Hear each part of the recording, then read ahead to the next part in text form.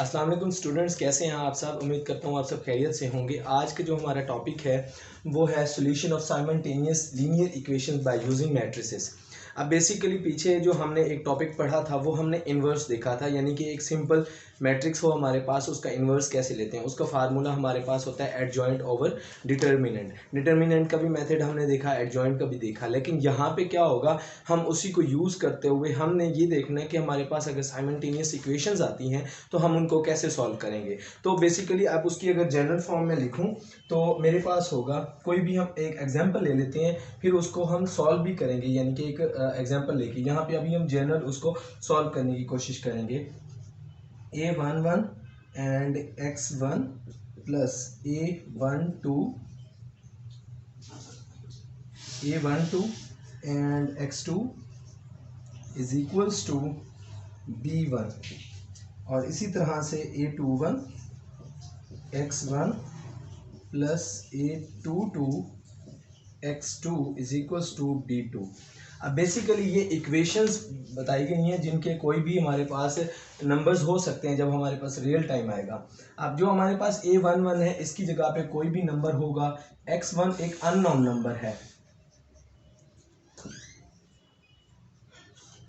Number है, और इसी तरह से b1 हमारे पास कोई भी नंबर होगा, यानी कि, और इसी तरह से x2 भी अननोन है। ठीक है, यानी कि जिस तरह हमारे पास इक्वेशंस होती हैं, या तो हमने एक्स वाई की वैल्यू फाइंड करनी होती है, या हमने x1 x2 की वैल्यू फाइंड करनी होती है, या mn की, कोई भी हमारे पास इक्वेशंस में दो हमारे पास ज़रूर ऐसी वैल्यूज़ होती हैं जो कि अननोन होती हैं, उनकी हमने वैल्यूज़ फाइंड करते हैं, और उसी को ही हम सॉल्यूशन कहते हैं। अब बेसिकली हम जब इनको मैट्रिसेस के लिहाज से सॉल्व करेंगे तो हमने यहाँ से निकाल लेना है ए मैट्रिक्स। अब ए मैट्रिक्स कैसे निकलेगा, जो आपके पास given values a11 a12 a22 a21 a22, basically ये आपके पास गिवन वैल्यूज होंगी, और इनके नाम a11, जो कि 11 लिखने का मकसद ये है कि फर्स्ट रो फर्स्ट कॉलम, यानी कि ये इस पोजीशन पर आएंगे। अगर हमें ये ना भी गिवन हो तो हम ये देख के भी अंदाज़ा लगा सकते हैं कि हमने इसको किस तरह से लिखना है। यानी कि आपके पास a11 a21 और a12 एंड a22, ये आपके पास ए मैट्रिक्स होगा। इसके बाद आपके पास होता है एक्स मैट्रिक्स। एक्स मैट्रिक्स हम बेसिकली हम उसको लिखते हैं जो हमारे पास अननोन वैल्यूज होती हैं। ठीक है, तो अब हमारे पास अननोन वैल्यूज हमारे पास x1 होगा और x2 होगा, यानी कि जिसको हमने फाइंड करना है। इज इक्वल्स टू का साइन लगाएंगे जो कि आपके पास यहाँ पे गिवन है। इज इक्वल्स टू के बाद जो हमारे पास गिवन वैल्यूज होती हैं, यानी कि इक्वेशन में is equals to 5 is equals to 2, तो वो हमारे पास b1 एंड b2 ये वैल्यूज होंगी। अब हम क्या करेंगे कि इसको हम नाम देंगे x का, इसको हम नाम देंगे b का। अब बेसिकली अगर देखा जाए इसको सॉल्व करने का तरीका, तो ax is equals to b है। अब a हमारे पास गिवन मैट्रिक्स होगा, x हमारे पास अननोन मैट्रिक्स है, और b हमारे पास क्या है, b हमारे पास भी गिवन होगा। अब अगर हम a को दूसरी तरफ ले जाएं तो हमारे पास x is equals to a inverse और b आ जाएगा, यानी कि a उस तरफ जाके मल्टीप्लाई होगा आपके b के साथ। अब अगर मल्टीप्लिकेशन की कंडीशन देखें, मल्टीप्लिकेशन में फर्स्ट में हम क्या देखते हैं, फर्स्ट में हम कॉलम देखते हैं और सेकंड में हम रोज देखते हैं। तो अगर इसमें कॉलम देखे जाए तो हमारे पास दो कॉलम्स हैं, क्योंकि 2 बाई 2 का है 1 2, और सेकंड में रोज देखते हैं, सेकंड में हमारे पास रो है। अब ये मैट्रिक्स जाके b से मल्टीप्लाई होगा। अब अगर हम बात करें इनवर्स की, तो इनवर्स का एक अलग से फार्मूला है, a inverse is equals to adjoint ADJ का मतलब होता है adjoint of a matrix. Of a matrix का मतलब जो मैट्रिक्स आप यूज कर रहे हो, जिसका आपने इनवर्स फाइंड करना है। अगर यहाँ पे बी होता तो हम बी लिखते, ओवर ए का डिटर्मिनेंट।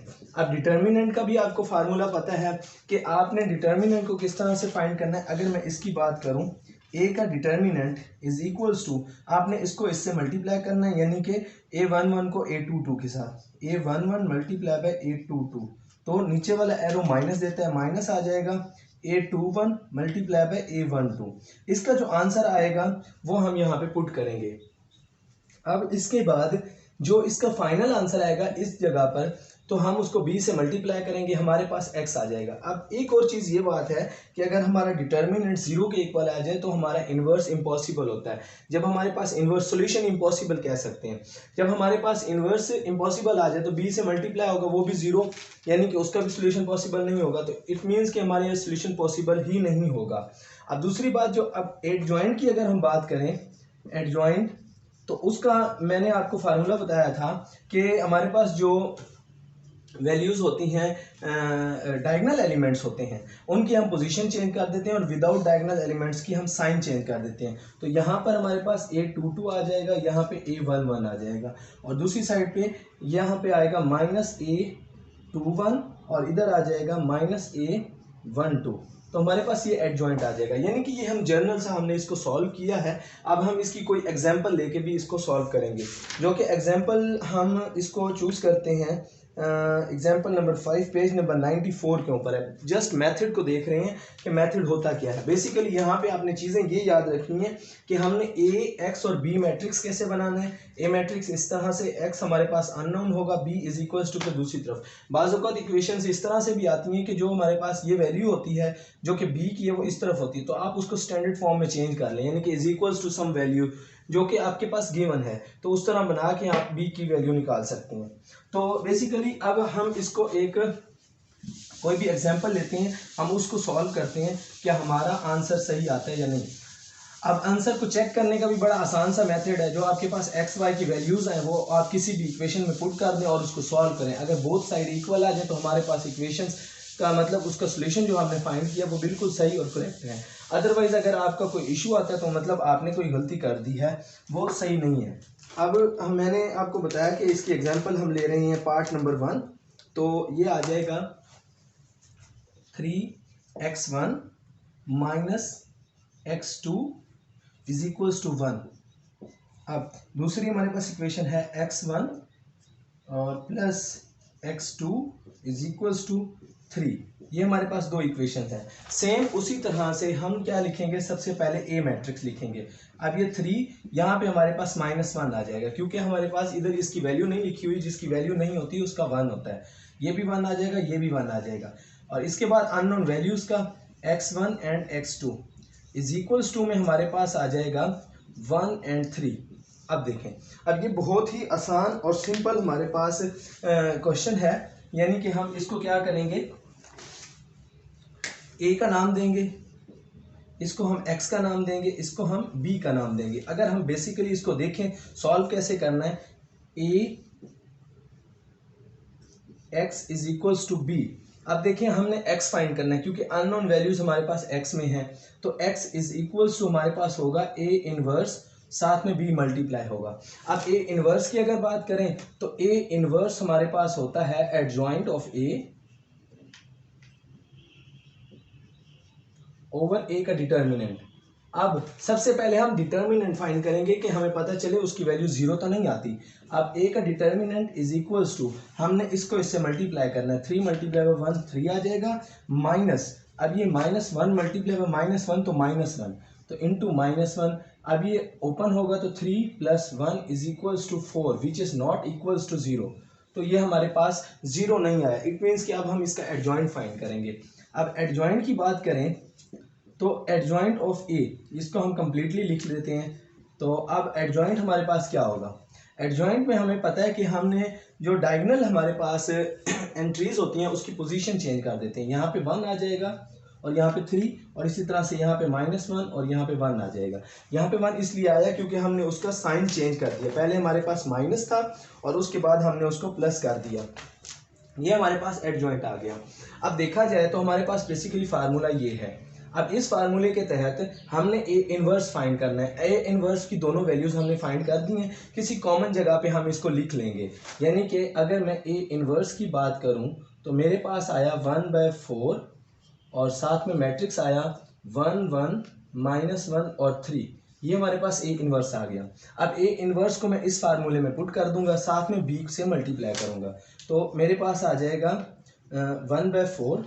अगर आप इसको पहले ही मल्टीप्लाई कर देते हैं तो इशू कुछ नहीं है, सिर्फ यही होगा कि 1/4 1/4 -1/4 3/4 आ जाएगा। जब आप इसको मल्टीप्लाई करेंगे बी के साथ तो थोड़ा सा इशू क्रिएट करेगा, तो उससे अच्छा पहले आप ए और बी को मल्टीप्लाई कर लें और एंड में दोनों को जो आंसर है उसको 4 से डिवाइड कर दें।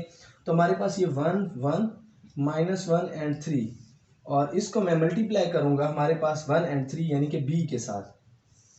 अब मल्टीप्लाई करने का जो हमारे पास सिंपल सा रूल है, यहाँ पे 1/4 लिख लेते हैं।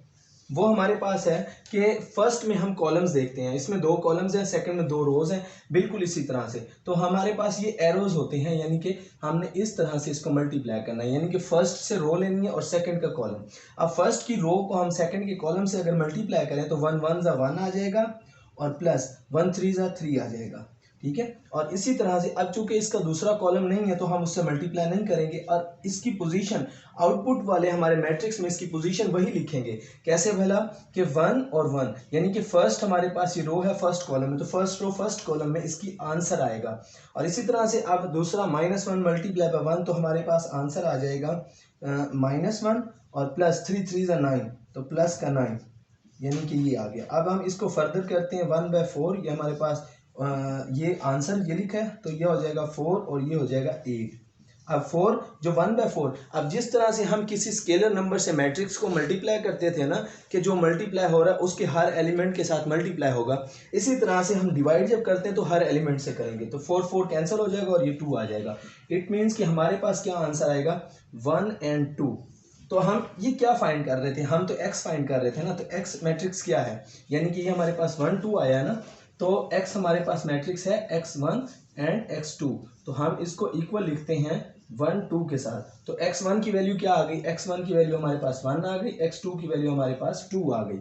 यानी कि अगर हम इसको पुट करते हैं इक्वेशन नंबर 1 में देखने के लिए, x1 हमारे पास क्या है 1, तो यहाँ पे 1 पुट कर दो, x2 हमारे पास क्या है 2, तो यहाँ पे 2 पुट कर दो। अब ये 3 1 3 आ जाएगा, -2 = 1। तो यहाँ से हमें प्रूव हुआ कि हमारे जो आंसर्स आए हैं वो बिल्कुल सही हैं। बेसिकली इसका फार्मूला, एडजॉइंट मैट्रिक्स, डिटर्मिनेंट वगैरह ये देखते हैं। ये हमारे पास solution of simultaneous linear equation by using matrices, हम वैसे भी यूज़ कर सकते हैं कि कोफिशिएंट इक्वल करके कर लें, हम एलिमिनेशन मेथड कर लें, लेकिन हम इन इक्वेशंस को थ्रू मैट्रिसेस कैसे सॉल्व करते हैं ये आज हमने देखा है। तो ये आज हमारा टॉपिक था। नेक्स्ट इंशाल्लाह हम आगे कुछ हमारे पास प्रॉपर्टीज़ हैं एडिशन और मल्टीप्लिकेशन की, जैसा कि क्लियर, कम्यूटेटिव वगैरह, तो वो हम डिस्कस करेंगे और उससे फर्दर आगे प्रोसीजर पढ़ेंगे। Thank you very much.